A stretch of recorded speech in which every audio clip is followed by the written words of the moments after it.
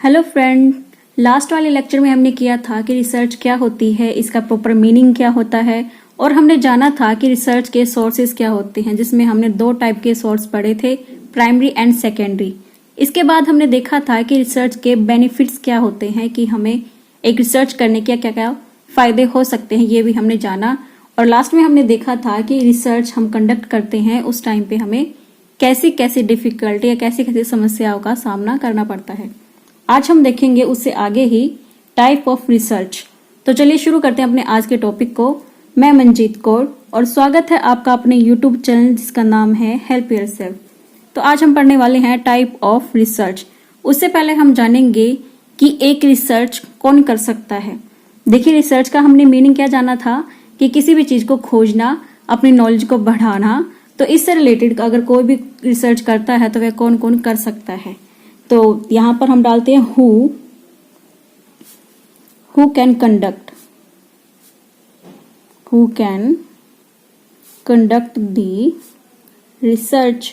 अभी रिसर्च कौन कर सकता है? देखिए, रिसर्च कौन कर सकता है? एक लेमैन भी कर सकता है और एक टीचर भी कर सकता है रिसर्च। अगर उसे एजुकेशन में कोई ऐसी डिफिकल्टी दिख रही है, बच्चों में कोई प्रॉब्लम फेस आ रही है बच्चों को स्टडी के रिगार्डिंग, तो टीचर भी रिसर्च कर सकता है। उसके बाद देखिए, हेल्थ के एरिया में भी होती है। तो देखिए, हेल्थ के एरिया में हेल्थ केयर प्रोफेशनल भी कर सकते हैं, डॉक्टर भी कर सकते हैं, स्टूडेंट भी कर सकते हैं और साइकोलॉजिस्ट भी कर सकते हैं। तो मतलब कोई भी रिसर्च कर सकता है।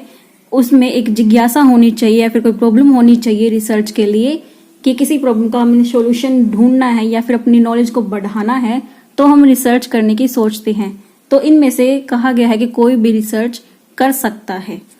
तो देखते हैं अब टाइप पे आते हैं कि कितने टाइप होते हैं। तो रिसर्च के टाइप होते हैं 3, मेनली 3 टाइप होते हैं। और वे कौन कौन से होते हैं उनके हम नाम जानते हैं अभी। फर्स्ट होता है फंडामेंटल रिसर्च, सेकंड होता है अप्लाइड रिसर्च एंड थर्ड होता है एक्शन रिसर्च। आपका जो ये वाला टॉपिक है रिसर्च वाला, ये आपके हर एग्जाम में आएगा, चाहे वो आपका नेट का एग्जाम हो, चाहे सीटेट का हो या फिर रीट का हो या फिर किसी भी स्टेट का टेट हो। मतलब हर एग्जाम में, हर टीचिंग एग्जाम में आपको ये टॉपिक आता है, हर एग्जाम के लिए यूजफुल है। तो इसको वीडियो को अच्छे से देखिएगा। तो देखिए, हम शुरू करते हैं अपने फर्स्ट टाइप से। तो फर्स्ट टाइप में हमने क्या बताया था? यह था फंडामेंटल।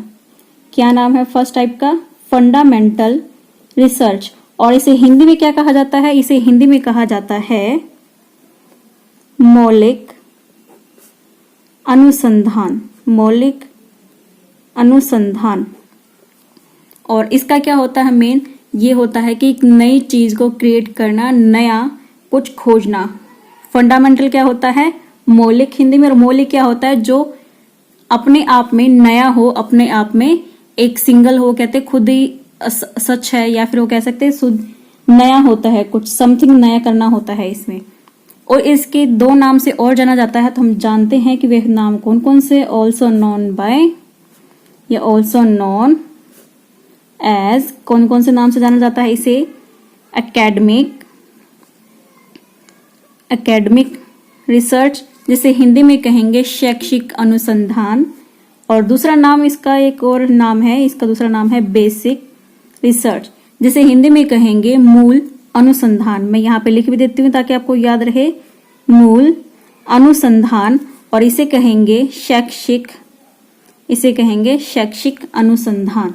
तो ये तो हो गए इनका नाम कि अगर एग्जाम में आपको फंडामेंटल की जगह एकेडमिक रिसर्च या बेसिक रिसर्च नाम आ जाए तो आपको कंफ्यूज नहीं होना है। यह तीनों नाम एक ही चीज के हैं, तीनों का एक ही मीनिंग निकलता है। तो अब देखते हैं कि इसमें होता क्या है। इसमें होता है, जैसा कि नाम है मौलिक यानी कि नया, यानी कि हमें यहाँ पर कुछ नया जानने को मिलेगा या फिर जो हमारे पास नॉलेज थोड़ी बहुत है उसको बढ़ाने का मौका मिलेगा। तो क्या होता है इसमें? This research is primarily conducted to acquire new knowledge and increase the scientific knowledge base for the research। तो क्या कहा गया है यहाँ पे? फंडामेंटल रिसर्च में क्या होता है बेसिकली कि जो नई इंफॉर्मेशन जो होती है, यानी कि हमारी कोई प्रॉब्लम होती है या फिर न्यू इंफॉर्मेशन, न्यू नॉलेज या न्यू इंफॉर्मेशन पाने के लिए, न्यू नॉलेज को एक्वायर करने के लिए ही फंडामेंटल रिसर्च की जाती है। और इंक्रीज करते हैं यहां पर हम, इंक्रीज द साइंटिफिक नॉलेज, यानी कि हम देखें यहां पर नई नॉलेज प्राप्त करते हैं और अपनी जो नॉलेज होती है, साइंटिफिक नॉलेज हमारे पास होती है, उसको और भी इंक्रीज करने का काम करती है फंडामेंटल नॉलेज। अब इसमें क्या होता है, इसमें होता है कि हम जैसे कि हमारी इतनी सारी थ्योरी बनी हुई है, यानी कि हमने एक वीडियो में पढ़ा था कि साइकोलॉजी के 2 एस्पेक्ट होते हैं, एक तो थ्योरेटिकल और एक अप्लाइड। तो देखिए यहाँ पर जो ये फर्स्ट वाला पॉइंट है फंडामेंटल, इसमें पहले हमने क्या पढ़ा था थ्योरेटिकल में कि थ्योरी बनती है नई नई, यानी कि जो हमारा ये फंडामेंटल टाइप है, इस फंडामेंटल टाइप में हम न्यू थ्योरी बनाते हैं, हम ऐसे रिसर्च करते हैं, कुछ नया जानने के लिए हम प्रयास करते हैं, चीजें को करते हैं, तो उससे हमारा लास्ट में क्या बन के आता है, एक नई थ्योरी, नया कॉन्सेप्ट निकल के आता है। New theory, new concept, new ideas, यह सब कहां से निकल के आते हैं, यह सब निकल के आते हैं फंडामेंटल से। तो इससे देखिए हमारा कितना फायदा हो रहा है फंडामेंटल रिसर्च से, यानी कि जिसके बारे में हम थोड़ा बहुत जानते हैं उसके बारे में रिसर्च करके हम पूरी नॉलेज को प्राप्त कर लेते हैं और हम एक न्यू थ्योरी, एक न्यू कॉन्सेप्ट, एक न्यू आइडिया क्रिएट कर देते हैं, यानी कि कुछ नया बनाते हैं, हम नया बनाते हैं या न्यू क्रिएट करते हैं। ये हम इसको इन शॉर्ट में कह सकते हैं कि हम समथिंग न्यू फाइंड करते हैं, कुछ नई बिगिनिंग करते हैं, कुछ नया बनाते हैं। तो यही होता है। देखिए हमारे जो साइकोलॉजिस्ट हैं, जितने भी हमने साइकोलॉजिस्ट की थ्योरीज पढ़ी हैं, चाहे वो थॉर्नडाइक हो, चाहे वो पियाजे हो, चाहे स्किनर हो, चाहे पावलोव हो, इन्होंने क्या कर रखा है, इन्होंने रिसर्च ही तो की है एक तरह की, और रिसर्च की और इन्होंने अपनी थ्योरी क्रिएट कर दी। अब वो थ्योरी हम पढ़ते आ रहे हैं। तो वैसे ही फंडामेंटल रिसर्च वो होती है जब कोई रिसर्च होती है, किसी चीज को हम जानना चाहते हैं, अपनी नॉलेज को बढ़ाना चाहते हैं, तो वह होती है हमारी फंडामेंटल रिसर्च, जिसको हम एकेडमिक रिसर्च और बेसिक रिसर्च भी कह सकते हैं। और ये बहुत ही साइंटिफिक तरीके से की जाती है, स्टेप बाय स्टेप होता है इन सब का। और क्या क्या होता है इस फंडामेंटल रिसर्च में हम आगे जानते हैं। और इसके द्वारा फंडामेंटल जो हमारी रिसर्च होती है, इसमें क्या होता है कि ये शुरुआत कहाँ से होती है, हमारे अंदर एक क्यूरियोसिटी होती है किसी स्पेसिफिक एरिया के बारे में जानने के लिए। जैसे हमारे पास छोटी सी नॉलेज है किसी भी टेस्ट के बारे में, अब क्या चल रहे हैं, अब एग्जाम चल रहे हैं, DSSB के एग्जाम चल रहे हैं, लेकिन जिन्हें DSSB एग्जाम के बारे में बहुत कम पता है, तो वो क्या करेगा, वो ढूंढेगा अपने सोर्सेज से। तो उस एग्जाम के बारे में हम अपने अपने लेवल पर सर्च करेंगे, या तो हम गूगल से हेल्प लेंगे, वहां से सर्च करेंगे, या फिर हम हमसे जो बड़े हैं, जिन्हें थोड़ी बहुत नॉलेज है, हमसे ज्यादा नॉलेज है, उनसे हम पूछेंगे जाके कि DSSB आखिर क्या होता है, कि कैसे इसमें एग्जाम होते, कैसे इसमें सिलेक्शन होता है। तो मतलब जो भी हमारे पास थोड़ी बहुत नॉलेज, हमने कहीं से नाम सुन लिया, DSSB एक एग्जाम जिससे हम दिल्ली में टीचर बन सकते हैं, तो उसके बारे में और अधिक जानने के लिए हमने क्या क्या किया, हमने अपने बड़ों से पूछा, हमने आस पड़ोस से पूछा, अपने फ्रेंड से पूछा, और फिर हमने, और इसके साथ साथ में हमने क्या किया, हमने गूगल से सर्च किया। तो देखिए एक तरह से हमने अपनी थोड़ी बहुत नॉलेज को और इंक्रीज करने के लिए बहुत से प्रयास किए, और हम फिर कंक्लूजन पर पहुंचे, हमें पता चल गया कि DSSB एक एग्जाम होता है जिसको क्रैक करके हम जॉब हासिल कर सकते हैं और हम एक टीचर बन सकते हैं। तो ये सब हमने रिसर्च ही तो की है एक चीज के बारे में। तो क्या होता है, हमारे अंदर क्यूरियोसिटी थी। तो यहाँ पर पॉइंट समझाने का क्या था कि यहाँ पर हमारे अंदर क्यूरियोसिटी थी कि DSSB आखिर क्या होता है उसके बारे में जानने के लिए, और हमारी इच्छा थी कि हम DSSB बारे में जाने। तो इसलिए हमने क्यूरियोसिटी हुई हमारे अंदर। तो कहा गया है it is drived by curiosity and the desire to have detailed knowledge in specific area, यानी कि किसी एक स्पेसिफिक एरिया में डिटेल नॉलेज होने के लिए हमारे अंदर क्या होता है, क्यों हम रिसर्च करते हैं, ताकि हमारे पास डिटेल नॉलेज हो किसी स्पेसिफिक एरिया में। और किसके चलते करते हैं हम ये काम, हम करते हैं हमारे अंदर जिज्ञासा होती है या हमारी इच्छा होती है उस एरिया में जानने की, उसके एरिया से रिलेटेड इंफॉर्मेशन इकट्ठा करने की। सेकंड, फिर हम यहाँ पर देखते हैं कि इसके द्वारा क्या होता है, इसके द्वारा कोई पर्सन जो रिसर्च करता है वो क्या करता है, कुछ क्रिएट करता है, कुछ नया बनाता है। जैसे मैंने अभी बताया पीछे कि कुछ नया बनाते हैं, इसमें थ्योरी बनती है, कॉन्सेप्ट बनती है, आइडियाज बनते हैं। तो वही यहाँ पर बात आ रही है कि इसके द्वारा कोई पर्सन कुछ क्रिएट करता है, कुछ डेवलप करता है, लाइक कोई टेस्ट बना देता है। जैसे हमारे इंटेलिजेंस के बिने ने टेस्ट बनाए थे, कैसे बने थे? वो रिसर्च के द्वारा ही तो बने थे।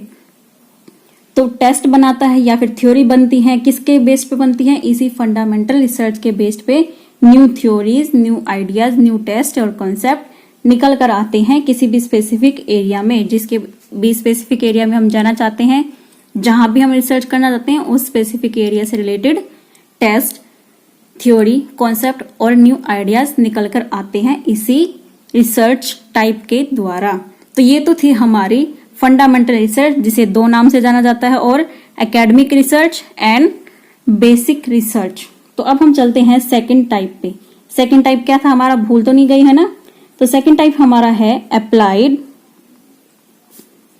अप्लाइड रिसर्च, और इसे हिंदी में कहा जाता है प्रायोगिक, या इसे एक नाम से और हिंदी में हम कह सकते हैं व्यवहारिक। अगर आपको प्रायोगिक या फिर व्यवहारिक अनुसंधान लिखा मिले तो समझ जाना बात किसकी हो रही है। बात यहाँ पर हो रही है अप्लाइड रिसर्च के बारे में। अब इसमें क्या होता है? इसमें होता है, इसको यूज किया जाता है अप्लाइड रिसर्च को किसी भी स्पेसिफिक प्रॉब्लम के सॉल्यूशन के लिए। या तो हमारे पास कोई प्रॉब्लम है या फिर हमारे पास कोई इशू है, उसके सॉल्यूशन के लिए अप्लाइड रिसर्च को यूज किया जाता है। तो हम यहां लिख लेते हैं use for solve a specific problem और एन इशू। यानी कि इसके द्वारा हम किसी भी स्पेसिफिक प्रॉब्लम और इशू को सॉल्व कर सकते हैं। हमारी प्रॉब्लम का सॉल्यूशन हम यहां से प्राप्त कर सकते हैं, किसके द्वारा? अप्लाइड रिसर्च के द्वारा। तो इसमें और पहले वाली रिसर्च में अगर हम थोड़ा सा कंपैरिजन करें तो पहले वाली रिसर्च से हमें क्या मिल रहा था? कुछ नया मिल रहा था, कुछ नया क्रिएट कर रहे थे, अपनी नॉलेज को हम बढ़ा रहे थे। लेकिन इसमें क्या होगा? इसमें हम कुछ भी नया नहीं करेंगे, जो भी हमारे पास मौजूदा नॉलेज है उसी का हम यूज करके अपनी प्रॉब्लम का हल ढूंढेंगे। तो ये बात हमें याद रखनी है। इसमें क्या करते हैं हम? कुछ भी नया नहीं करते, कुछ भी नया नहीं करते हैं। जो भी मौजूदा नॉलेज या ज्ञान होता है उसी का यूज या फिर इस्तेमाल करके समस्या का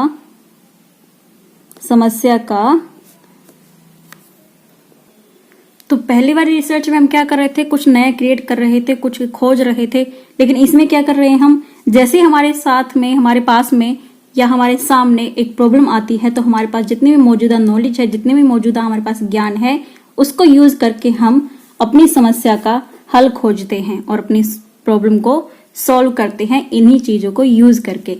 अब जो देखिए पहले जो रिसर्च थी वहां से हमने क्या बनाई? हमने थ्योरी बनाई, हमने न्यू कॉन्सेप्ट बनाया, न्यू आइडिया बनाया, न्यू टेस्ट बनाए हमने। अब उन्हीं टेस्ट का थ्योरी का और कॉन्सेप्ट का, उन्हीं टेस्ट, उन्हीं थ्योरी, उन्हीं कॉन्सेप्ट और उन्हीं आइडियाज को यूज करते हुए हम अपनी स्पेसिफिक प्रॉब्लम को सॉल्व करेंगे। तो ये होता है अप्लाइड रिसर्च। यानी कि जितना भी हमारे पास नॉलेज है उसको हम अपने प्रैक्टिकल सिचुएशन में यूज करेंगे और फोकस हमारा क्या रहेगा? फोकस हमारा रहेगा प्रॉब्लम को सॉल्व करना। ये हमें क्या करती है कि व्यवहारिक प्रॉब्लम है, जो हमारी जो डेली लाइफ में प्रॉब्लम आती रहती हैं, जरूरी नहीं हमारे एकेडमिक एरिया से, ऑल ओवर जितने भी हमारी प्रॉब्लम आती हैं उनके सोल्यूशन के लिए हम यूज करते हैं हमारी पहले से जो भी थ्योरी, टेस्ट, कॉन्सेप्ट, आइडिया जो भी हमारे पास है पहले से, उनके द्वारा हम सॉल्व करते हैं अपनी स्पेसिफिक प्रॉब्लम को।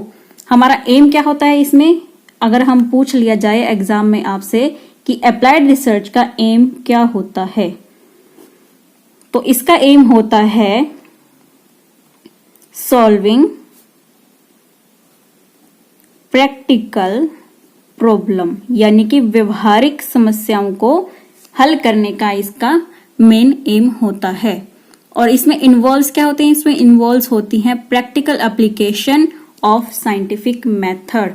तो ये लाइन भी एग्जाम में पूछ ली जाती है, तो आपको घबराना नहीं है कि ये कहां पर थी लाइन। ये लाइन आती है अप्लाइड एस्पेक्ट में, अप्लाइड रिसर्च में। क्या है ये line? 8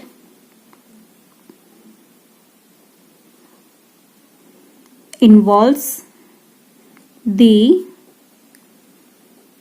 practical application of scientific method।